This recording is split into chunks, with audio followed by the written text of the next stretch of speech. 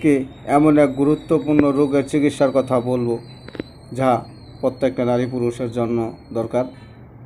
যেসব পুরুষ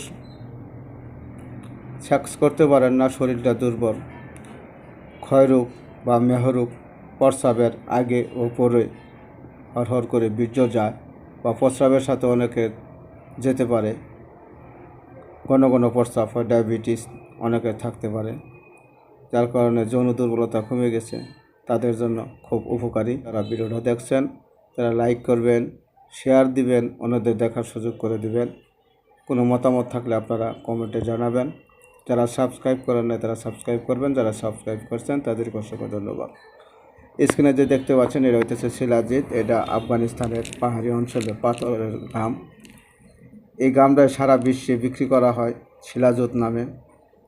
এই শিলাজুত বটিকা, শিলাজুত পাউডার, শিলাজুত ক্যাপসুল আমরা বিভিন্ন প্রকার ওষুধ করে থাকি। এই যে 20 গ্রাম এই শিলাজুতটা যৌন স্তম্ভ সঙ্গমের স্থায়িত্ব বৃদ্ধিকারক, সবাসের লাস্টিং পাওয়ার বৃদ্ধি করে, যাদের প্রস্রাবের আগে পরে বীর্য যায় বা ক্ষয় যায়, সামান্য উত্তেজনায় বীর্যপাত হয়ে যায় বা কারো সহবাসের স্থায়িত্ব হচ্ছে না, তাদের জন্য খুব সুন্দর উপকারী। এই শিলাজুতটা আপনারা এটা শুকাবেন বা এটার শক্ত কিনবেন, কিনে এটা চূর্ণ করে নেবেন।